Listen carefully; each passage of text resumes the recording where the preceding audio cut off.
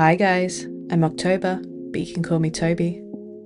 Today I'd like to take you through the process of creating the Derpy Tiger from KPop Demon Hunters. Just like everyone else at the moment, I have loved this movie and the soundtrack, and when I saw this awkward, quirky character, I just fell in love with him. His colouring is so fun, his characteristics are so fun, and yeah, I wanted a little version for my desk.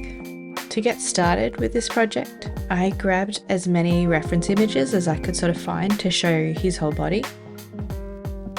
And then I wanted to add on some circles as guides for the dimensions of his body, because his proportions are a bit different than anything I'm used to making. So you can see here these circles I'm shifting around. I'm just trying to get them in place to get his base proportions as a visual, so then I can create spheres out of aluminum foil, and I'll know how to place them, how big to make them in relation to each other, and sort of where they should sit in relation to each other.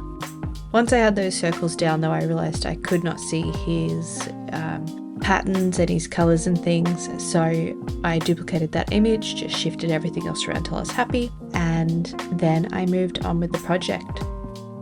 These two images were my main references. I wanted to do that pose, so I used these two images the most when making this, and particularly when painting it as well. To make this structure, I'll be using polymer clay, my sculpting tools, and some aluminum foil. To start off with, as I mentioned before, I'll create 3 spheres. These will be the head, the torso, and the rear, and then I'm going to join them together with more aluminum foil, just adding onto that and bulking it up till I'm happy with the shape. You can see here I've got the torso and the rear, and then I'm going to work out how to position this head before I add that on.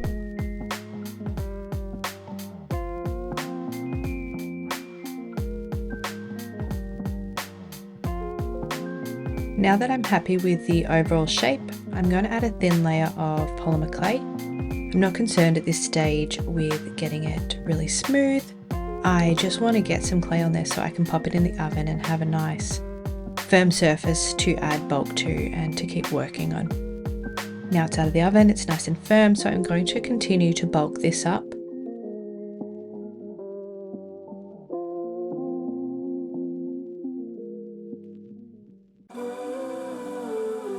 I'm adding on bulk to the head now, wanting to square that off quite a bit, and then I'm just working out from this shape where I think sort of these ears will sit, so I'm just making a little mark there with my nail to indicate that before I pop this in the oven again. I did at this point decide to make some eye bases, and I just made 2 spheres of the same size, flattened them out on the desk, and then used this little cap to swirl around them to get them as perfectly circular as I could, double checking that the same width and diameter, and I'll pop all that in the oven. I made these 4 foil armatures for the legs, thinking that I'd be able to cover them in clay and use them the same way I had for the body.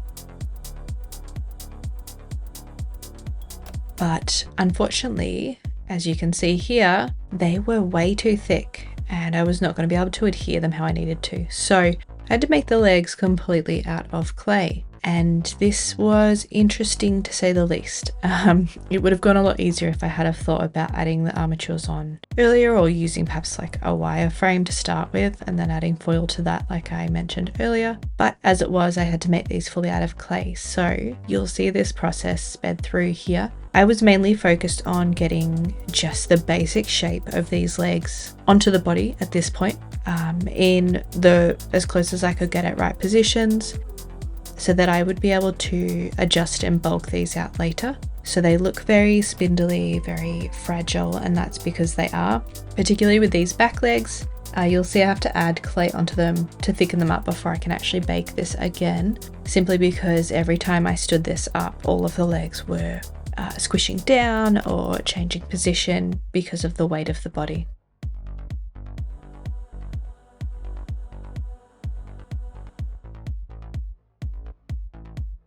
I did make these marks to indicate sort of how the muscles would sit on the leg, to the best of my knowledge, and this helped later with bulking it out as well.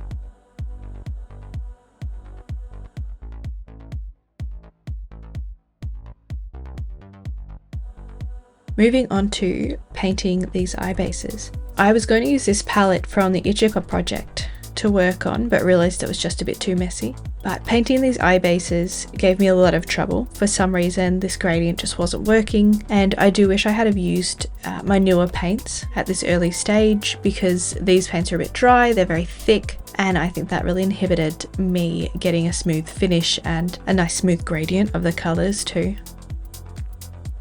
Now that the body's been baked, I move forward with bulking it out and trying to get the shape more accurate to what I can see in the references.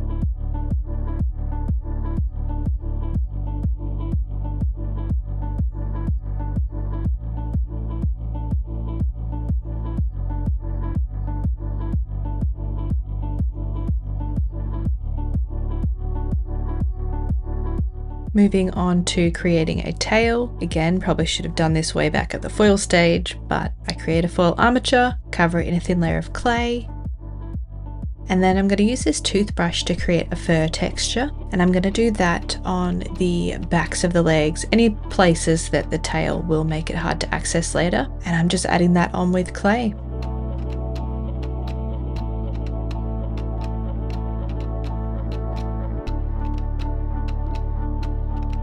If you're wondering why I haven't done anything with the head at this point, it was simply because I was avoiding it, because the head and face is the most detailed part, and I was quite concerned about getting the shaping and everything right, and how much work that would be. So yeah, a little bit of procrastination on getting that started, but the tail is attached, this has been baked, so now I am bulking out the feet, trying to get those nice squared off toes in place as well.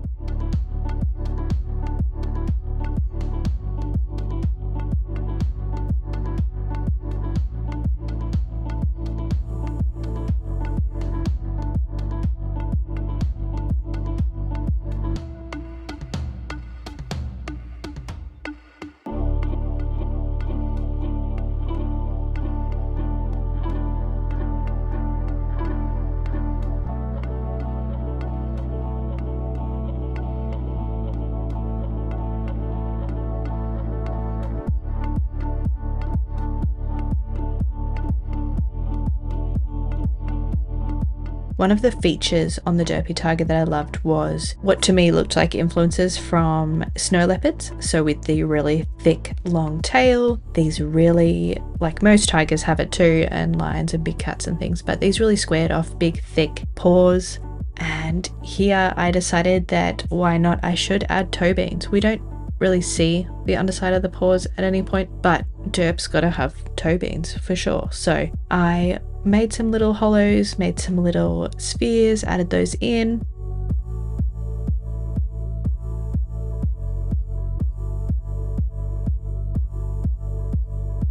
And then making the actual paw pad, you guys may notice this, but I do not notice until way later, but I did them upside down.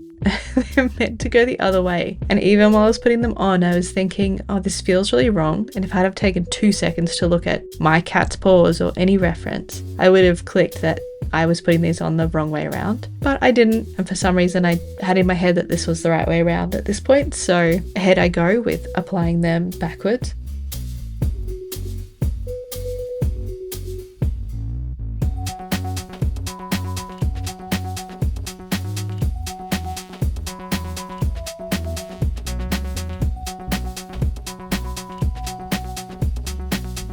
Here comes attempt number 2 at the eye gradient.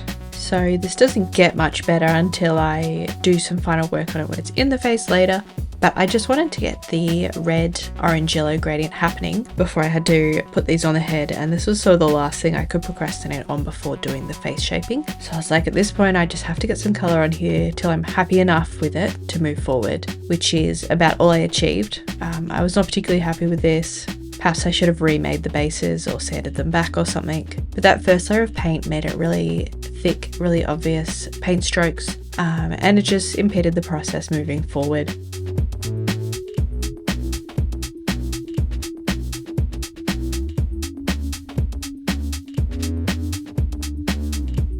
I continue to bulk out the body, just trying to get the shaping as perfect as I can in my mind as to what I'm seeing in the reference images.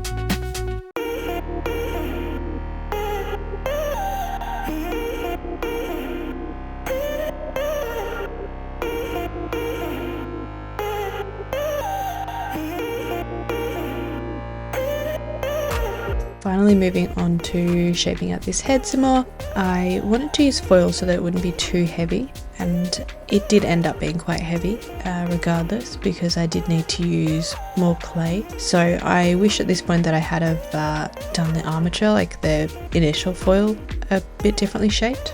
Oh, and at this point I did get these new tools. So my hubby found them at the grocery store, weirdly enough. So you will see a grocery store art haul video later on, but he got me these clay tools, which were very much needed, particularly because my favourite cake sculpting tool broke in this process. And these tools are for pottery clay, like an air dry kiln dry clay, not for polymer, but they still work really well for what I want. So I was so very happy to have these, and you'll see which ones I use the most during this process. I was kind of surprised actually which became my favourites. So jumping back in with the new tools now into getting some clay onto this head shape, trying to bulk it out, keep it squarish. I'm adding on little divots here to widen the cheeks so that the smile can be wider, because he has a very wide smile. Also adding a chin on to get that nice pointed chin. I'm just placing some markers here where I think things will be, so the mouth, the eyes, the middle of the face, and then I'm making some marks for the ears again, and just starting to bulk out the shape of the face a bit more with the clay. And this was a project that required a lot of trust the process, because as we move forward here, we go through some of the most nightmare feel sculpting I think I've ever done, but I promise it does get better, so bear with it.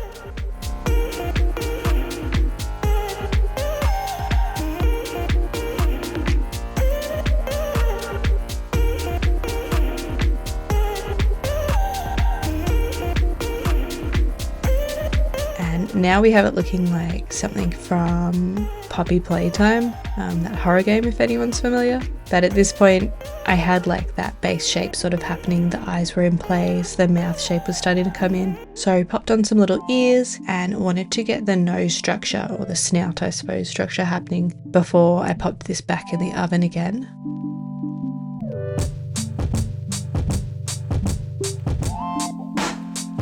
Now that he's been baked, he's just as terrifying. I did some more work off camera because it was quite hard to get all the details in I needed. The magpie makes an appearance here. While I was waiting for him to bake, I actually created the little magpie body just using, a simple bird sort of shaped body. And then I go through and add more bulk and change him up a little bit to better represent the character. I also made a little hat, and unfortunately it came out quite crooked, so Derpy Tiger gets his own hat. At this point Ichiga's completely stolen the hat and it fits him really well.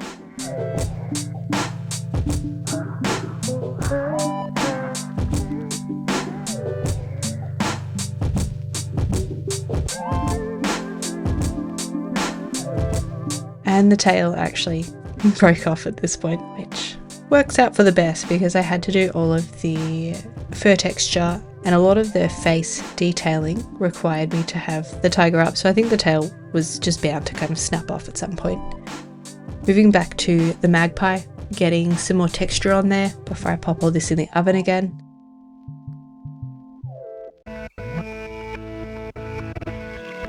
I made that base for the hat again and then made the top of the hat. At this point, I'm just going to continue on getting these eyes in for the magpie, thickening up the beak, adding on those teeth that he has as best I can with like the size that I'm working in here. And I'm only going to do 3 of the eyes so that I can lay the magpie down, or just be sure that if it does fall over in the oven, it's not going to squish half the eyes.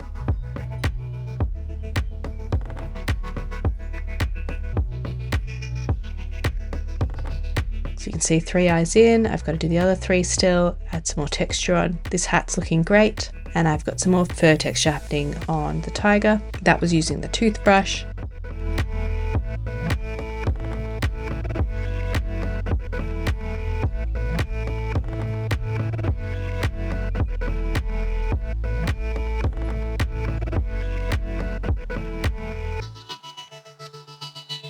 The hat at this point actually wasn't fitting on the magpie's head any longer, but now that it was nice and secure, I could shave out more of a cavity to actually fit onto the magpie's head and just add thin layers to smooth everything out. The hat's looking good. I've added more fur texture to the magpie, to the tiger. And I realized the chin was far too low, like it needed a different shape. The head and neck were not defined enough, so that's what I'm working on here. I shave it down, I'm adding bulk, and I sort of move between these 2 things, trying to get this shaping right.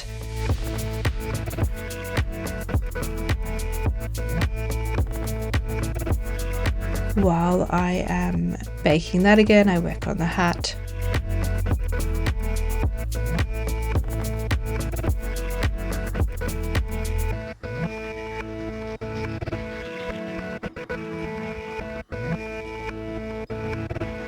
So that's some very quick succession of working on it, bulking out shape, adding fur texture, and at this point I decided to bulk out those ears and add fur texture. I'm still kind of just avoiding doing all the detailing on the face because I'm worried at this point about how I'm going to get the structure to look right, because it was just feeling like I hadn't quite got the base shape perfect and I was just unsure how I was going to get the rest of it to look how I wanted it to. But finally I jumped into bulking it out.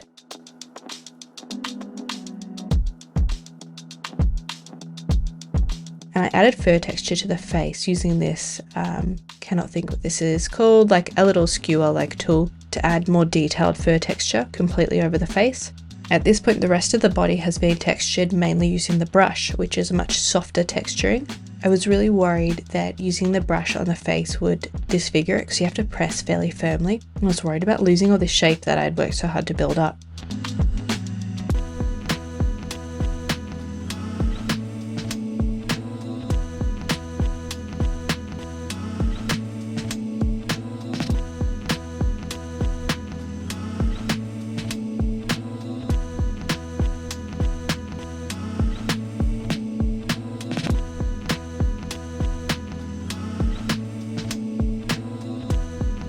So I've etched in all this fur texture, and when I finish it, I realize that I actually much prefer this.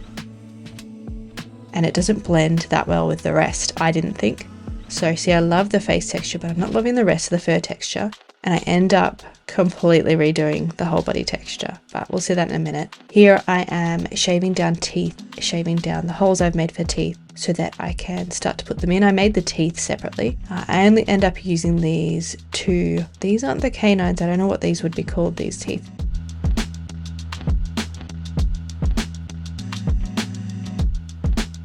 These are the only 2 pre-made teeth that I end up using. The rest I sculpt ad hoc in the face, so you can see all the bottom ones have been added in the last section. And at this stage I realized the nose is just too big and it's throwing me off. It's giving me bat vibes, so I'm going to shave that down and rework the nose. Luckily I hadn't textured it at this point. And this also emboldened me to shave down the inside of the mouth so that shaping out those top teeth would be a little easier.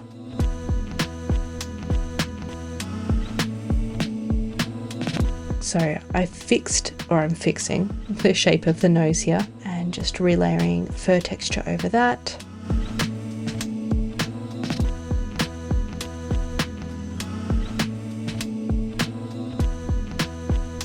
adding in some gums to the teeth so that they blend in better. And here you can see I've added on a couple of pre-made teeth, these two. I'm not happy with them. They're sitting too far back. The others on the top row there I made before I did the last baking session. And so you'll see in a moment I actually remove the two teeth I'm not happy with and I redo those as well. I wanted to thicken up the ears some more. I did end up, like, from final looks, I made the ears too big, but I still really love how they came out.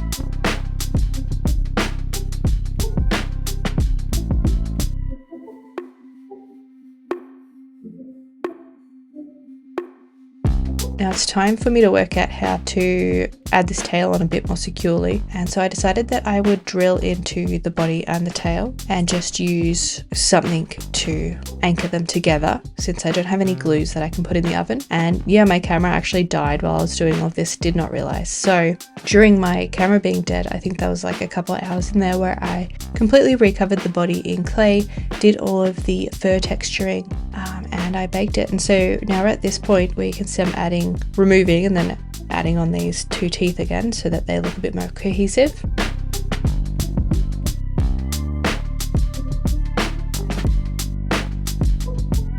Once I'm happy with the teeth that I've sculpted, I move on with adding more fur texture.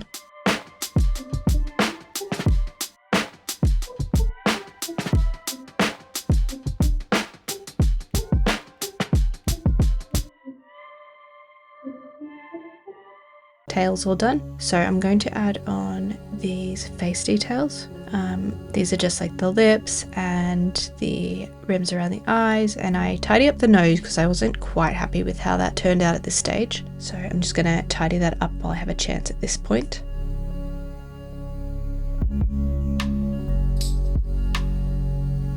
And here is the process of me adding clay completely over the back legs so that I can do the texturing on those as well.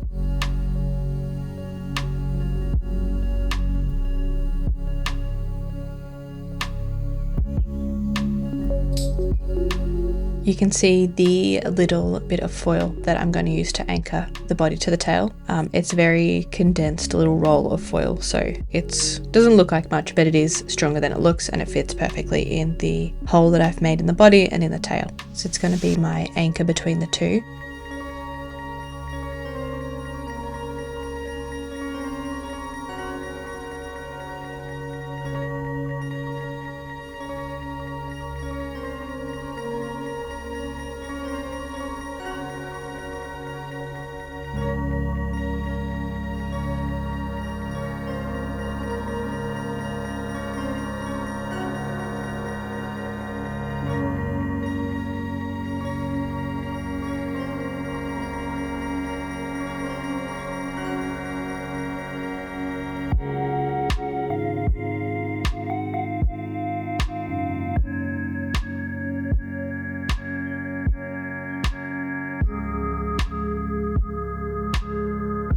Texturing's done, so I'm going to add this tail on at this stage using some more clay, and I will smooth out the clay and then just blend in this texturing before I pop this in the oven for another round of baking.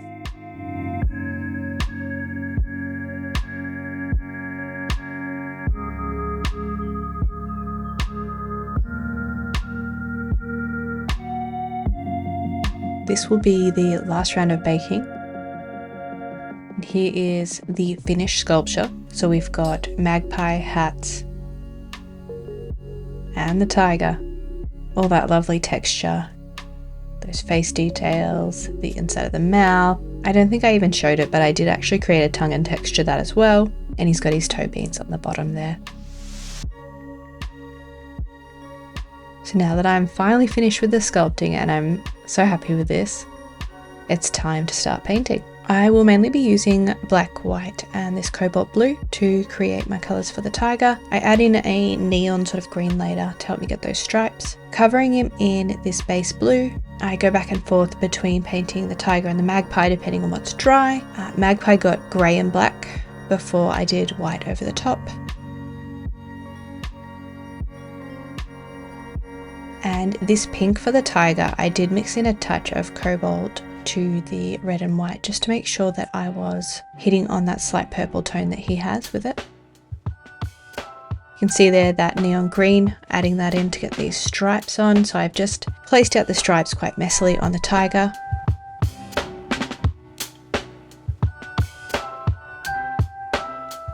And I'm going in now to add the white to the magpie.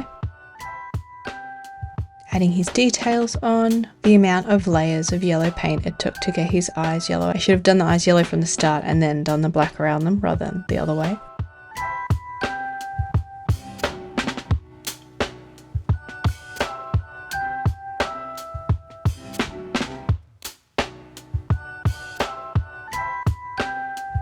So here I have done another layer of blue on the tiger, tidied up those stripes some.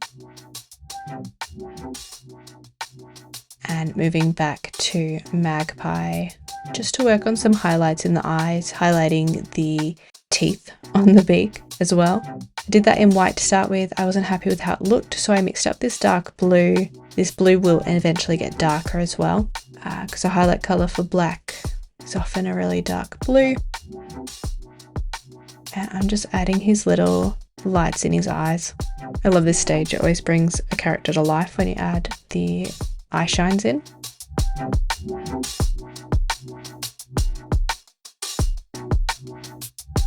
You can see I'm adding some shading on the rest of the body with that blue, and it's quite bright still at this stage, so I go back over that later with the darker blue.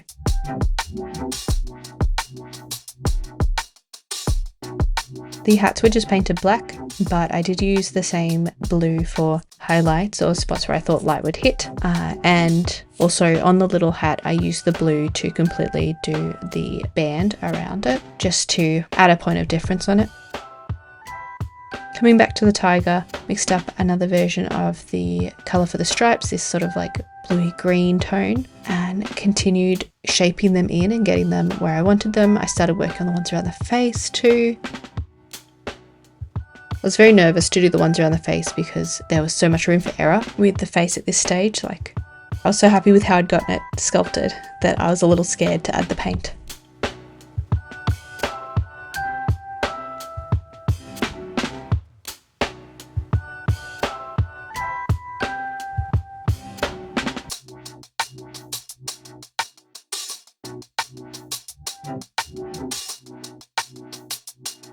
Finally, at this point, I noticed that the backs of his ears are black, so I quickly blacked those out before adding black around all of his stripes. Don't worry, I do tidy up the black and the stripes again later. Magpie at this point is all painted, so I move on to varnishing him, and the hat's got a layer of varnish too.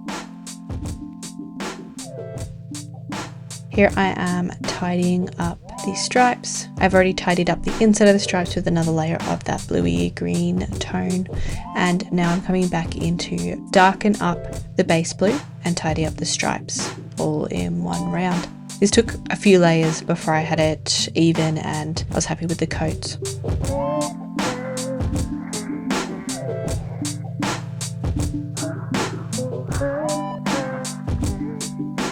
Using a watercolor marker, I gently lined out where the face stripes would go and the dots. You can't even see it on camera, but it was there for a guide for me, and I added in those face details. This is how he's looking at the moment.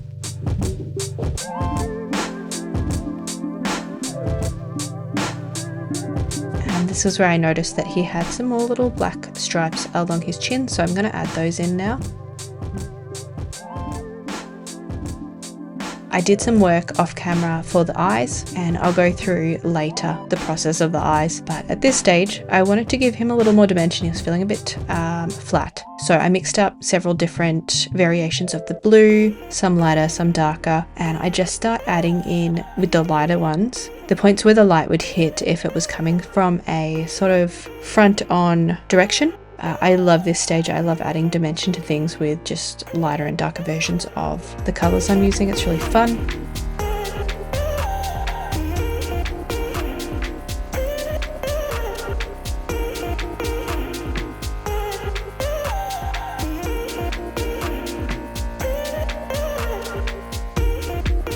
That's my first layer of lightning done. Not super obvious just yet.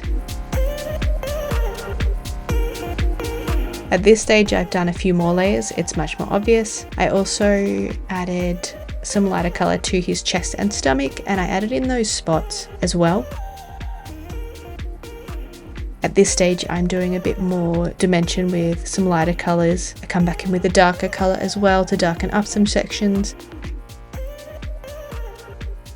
And I do a dark wash, you can see here, over the stomach and chest because they were just far too bright for the way the light would be hitting. So I wanted to darken them up and mute down those patterns as well. Added in his little claws, made sure that his toes were more defined. And at this stage, he's almost done. Once he was fully dry, I added on a layer of this Mr. Super Clear, which creates a more paper-like texture so that things like watercolor pencils and pastels will adhere better. And then I used pastels to join up the black stripes on the back. And I also used this fluoro neon green just to make those stripes really pop.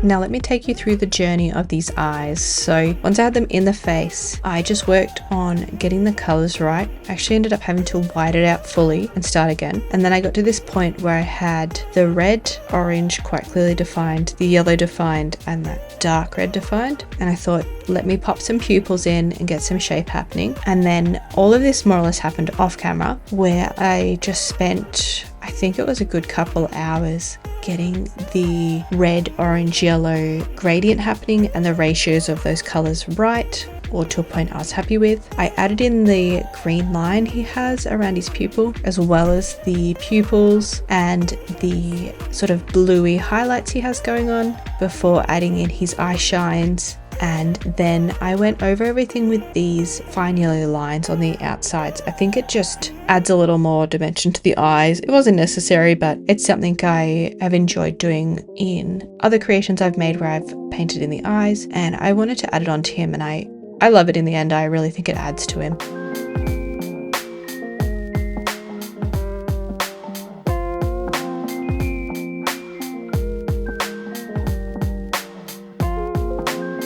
Those are the eyes finished. And here is where I finally realized that those toe beans or the paw pads were upside down. So I whited out his feet completely and came back in with the pink again to paint in his toe beans and the paw pads and do them the right way around. So they actually go against the sculpting, but at least they're the right way around now. I did a test with this embossing glitter and I really liked the effect it had. So I decided to do a layer of that. It's just using Mod Podge and this embossing glitter to give him this shine and this bit of sparkle. And then I went back in and went over all the black again after this to sort of mattify the black, and did a final layer of a gloss varnish on top. And this is how Derpy Tiger turns out. We also have the magpie, his little friend, his sarcastic little friend, and the hats. So everything's been varnished at this point. It's all finished. And I'm just so happy with how it turned out. There are a few things with the tiger that I would change. I would have made his ears smaller. I would have defined his neck a bit more and worked on his head shape differently. You can see Ichika in the back there is wearing the other hat. I haven't got that back for the Derpy Tiger since Ichika got it back after these shots. I was so happy with how it turned out. This final piece was everything I could have really imagined. You know, I can see things where I could have improved, but overall I'm just so happy to have it all finished. To have him on my desk, he's so adorable. And I love being able to put the magpie in different positions. I choose a bit of blue tack and he can sit on the shoulders, the head. He can sit down on the rump or lower back, or he can sit somewhere else altogether on my desk. I hope you enjoyed this video and this process. It was really fun to make. It took a long time, a lot longer than I expected. So thanks for waiting, and hopefully I'll see you for the next one. Have a great day. Bye.